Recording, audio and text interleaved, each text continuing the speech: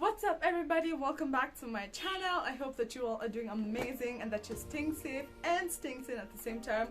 Whoop! It feels so good to be back on the streets. It feels so good to just speak to you guys because I feel like it's been a minute since I last did a sit-down video. So in today's video, I'm going to be sharing with you guys things I wish I knew about money when I was younger. By younger I mean teenage younger. It's not like I'm old, that's what I'm saying. By younger I mean teenage younger. So I really hope that you guys are going to enjoy this video. So please stay tuned for more of this.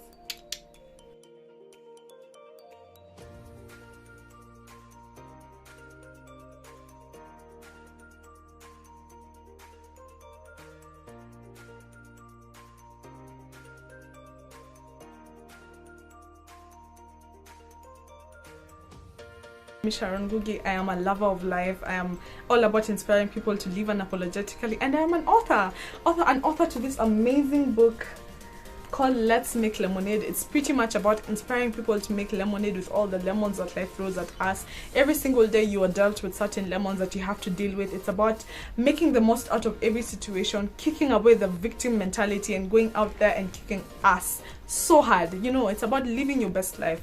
It's about inspiring you to forget about the former things, to focus on your future and to become the best version of yourself. So in case you haven't bought this book yet, please check my description box. I'm going to show you how exactly you can purchase this book, and let's spread love and sunshine. Let's spread this Let's Make Lemonade movement, because out here people are really suffering, people are struggling with so much, and I hope that this book will be a handbook that you can walk with, journey along your journey in your life, and you know, walk with me and let's learn how to make the most out of every situation. It's just 850 bob, which is around roughly $8.5. So please make your purchase and let's learn. When life gives you lemons, together let's make lemonade.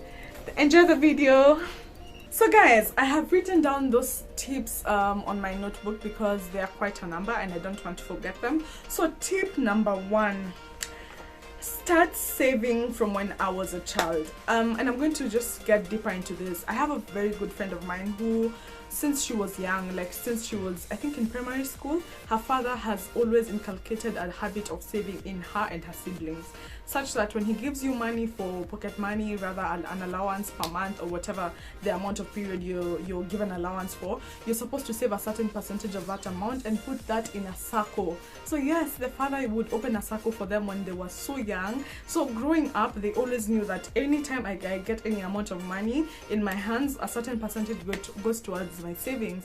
What does that mean for you? Even when you grow up, it means that it becomes so much easier for you to plan your finances. It becomes so much easier for you to be able to save, even without people nudging you or constantly telling you about the importance of saving, because this is a habit that you have been nurtured into since you were a child.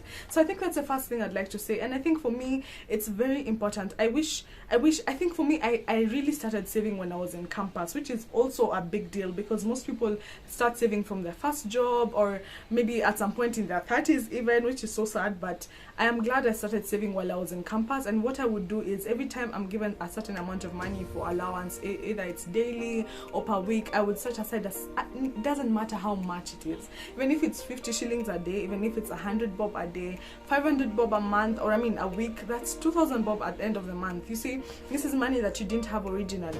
And the thing about saving is it's important to have a place, or rather to save with a goal. Because most of the times what we do is we just save money, accumulate a lot of money, and we don't even have a place where we want this money to go. So that means that it's so easy for you to be able to just use up that money. It's so easy for you to forget about it and, you know, squander it. So when you save with a plan, it becomes so much easier for you to be able to plan. I mean, it becomes so much easier for you to be stand with that and to follow through your plan, because you know at the end of the day, if it's a year, I need to have 100,000 at the end of this year. So how much money I'm going to save, planning backwards, which is very important. The other thing is also, when you're saving as a child, I think it's, you know, it goes from the small things. Like I remember when I was a child, my mom had opened for me a Jumbo Junior account. Was it called a Jumbo Junior or Jumbo Junior account? I think by KCB. And it really helped me a lot, because even when I was a child, I always had this notion in my mind that it's good to save because I need to have my Jumbo Junior account filled up, yeah? So even as you grow up, you just have these small habits that you think don't mean a lot, but they actually mean a lot to a child. So please, if you're younger, if you're in your teenage years and you're watching this video, start saving now. It doesn't matter what amount of money you're going to save. If it's 50 shillings, if it's 1,000, 10,000, like, please start now. You will thank me later, I promise you. The second thing is, and something I wish I knew when I was younger, was it's always better to have quality versus quantity. I remember watching a video by Caroline Mutoko. In fact, I'll put the card up here so that you can go watch that video.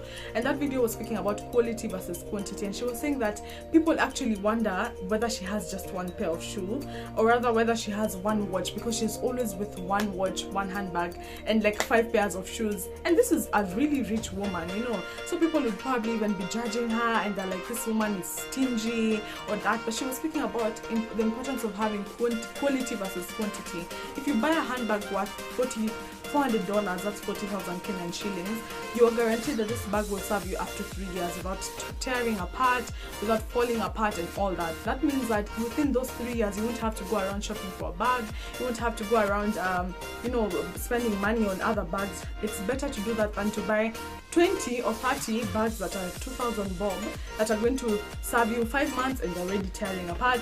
You know, like, it's not just about the bag alone, it's also about watches, it's about everything. Like, if it's like a phone, if it's like a laptop, a machine, if it's makeup, good quality makeup that you know that's going to last longer and it's going to serve you much better.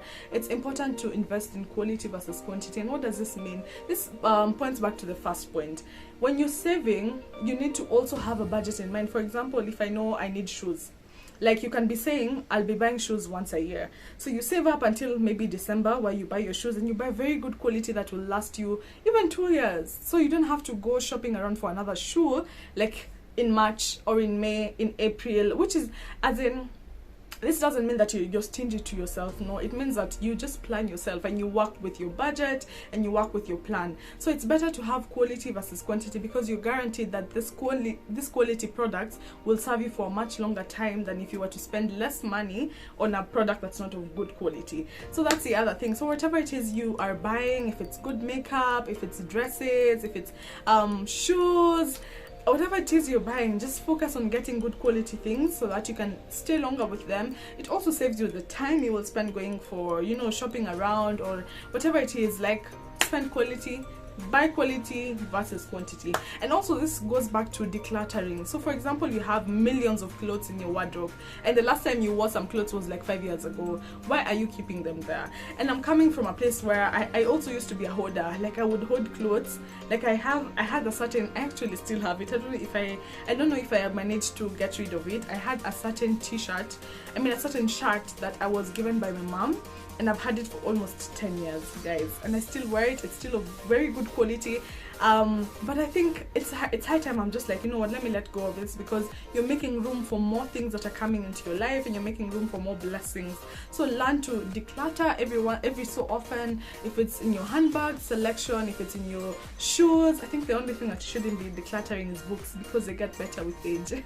So yeah, declutter, make space for more things, and keep quality versus quantity.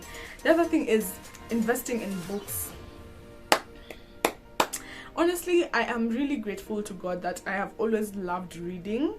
Reading has always been a habit that's been natural to me. I know many people struggle with that, and they're always asking me, how do you manage to read so much? How do you manage to buy all those books? As you can see, I have, and it makes me so happy every time I purchase a new book, because even if I won't read it immediately, just knowing that I have invested in my knowledge, I have invested in making myself a better person, and I know my future self will thank me today for the choices I am making currently. So I would really urge you to invest in books. And the thing about books is, if you're careful with your books, these are things that you can pass on to the next generation, and to the next generation, and to the next generation. Books, even I feel like some of the books I've read in my life, even my great-granddaughter, once they read that, or my great-grandson, these are things that will help them through their life. And it's knowledge that's transpired, and it's taken from one generation to the other. So if you invest in books, you're guaranteed that nobody can ever take that away from you. You say you were told that material things, people, you can wake up one day and you don't have them anymore, but knowledge, education, these are things that nobody can ever take them away from you, because they're ingrained in you, in the person that you are, and in your brain. So please invest in yourself. You will never go wrong with investing in yourself, investing in your mind, growing your intellect, because these are the things that will set you apart. When you walk into a meeting room, when you walk into a boardroom, at your workplace, these are the things that are going to set you apart and give you a cutting edge. So please invest in your mind, because it's very beautiful when you have, especially a woman who knows who knows her stuff, and who reads a lot, who can have conversations with anyone, because you have filled your mind with great things and you're just brilliant. So please invest in books. The other thing, point number 1, 2, 3, 4, point number 5 is it's a very, very touchy subject, and it's about tithing. Whew. Honestly, guys, I really wish I knew earlier this whole concept of tithing, because it's a concept that I have personally struggled with for quite some time. I feel like tithing is very sensitive, and this is for the Christians out there who believe that, we have been urged in the Bible to give 10% of our earnings to the house of God, so that God's people may not lack food. So tithing is, I feel like, growing up, I've had so many explanations about tithing. I've had so many words of knowledge about tithing, people who believe it's right, others who believe that, like, there's so much information out here that you get to a point where you get so confused as to what exactly you're supposed to do. Some people will ask you, so do you tithe 10% of your gross salary, or you tithe 10% of your net salary? Some people will ask you, do you have to take this 10% to the church? What if I have a children's home I usually visit every month, and that's where I'd like to take my money? But all in all, I think at the end of the day, tithing is an important thing. And one thing that is interesting about tithing is it really makes you so detached from money, which is very important. I think growing up and becoming an adult, having more responsibilities, it's made me realize how easily one can make money their master. It made me realize how easily money can become your identity. I remember when I was at a very down time financially, not so long ago, and it really made my identity start to, be shaken. Like, I would ask myself so many questions, and I'd feel so worthless at times. I'd feel so scared about my future, like I am the one who even controls my future. Whether I am a billionaire or not, I don't even know about tomorrow. But you see, money gives you a form of security that is important. However, there has to be a boundary, because if you're not careful, you can easily become your master. So I think for me, the thing about tithing is that it really helps you get detached from money. You can imagine giving 10% of the hard-earned money you've earned in a month all to God, and you don't even question where it's gone. You don't even think about, will the pastor eat that money? Will whoever do this and that, will they mismanage them? Because you have done your part as a Christian, and you've done your due diligence. So I think it's very important to learn about tithing when you're a child. I think even for any parent who's watching this, I think it's a very important thing to teach your kids. Like, first of all, you have to learn it yourself, because there's no way I'm going to go and teach my kids something that I don't believe in, or something that I have not learned myself.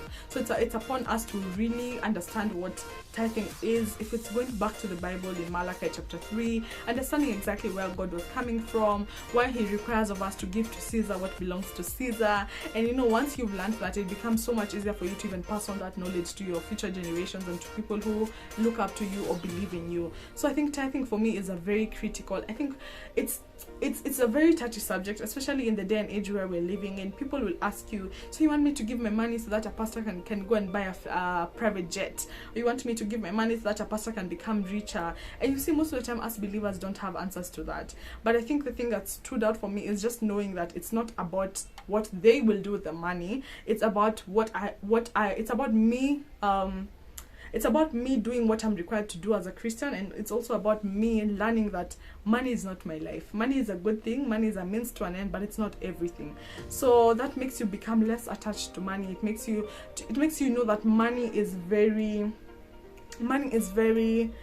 what do you call it? It's like the wind. It comes and goes anytime. So your life cannot be fully dependent on this money you're making.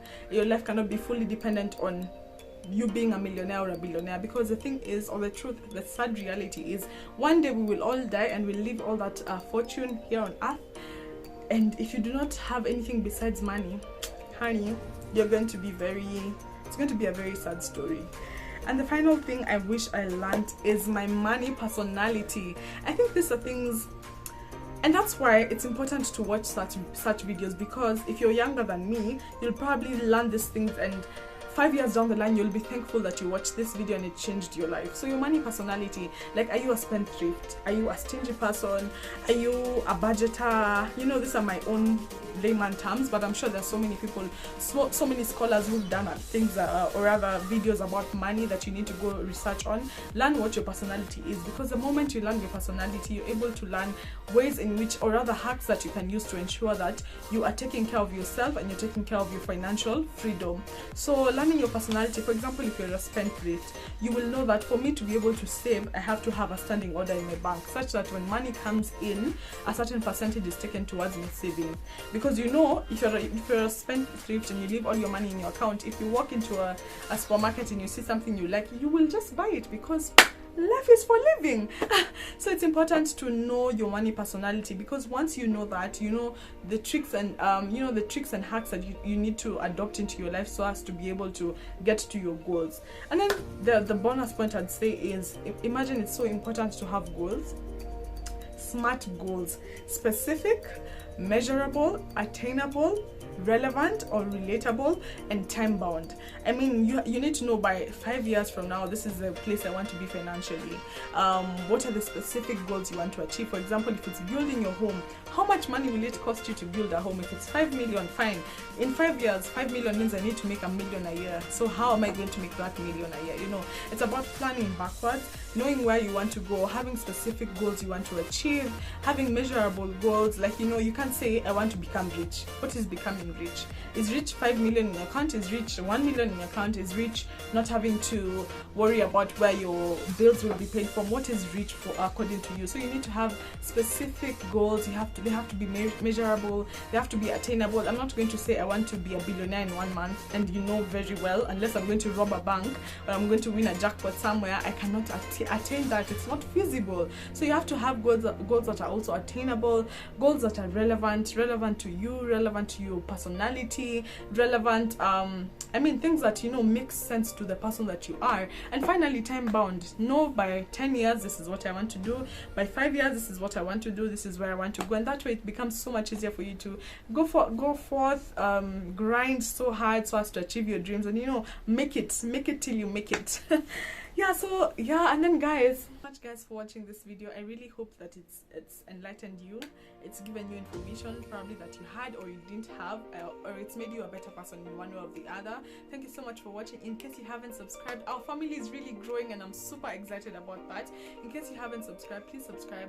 At Sharon Ngugi's channel, we are about living unapologetically in every single sphere of your life. If it's your finances, if it's travel, if it's lifestyle, if it's you know, intellect. We are just about living unapologetically. We're about spreading good vibes. We're about living, loving, and laughing. So thank you so much for watching. Till next time, goodbye.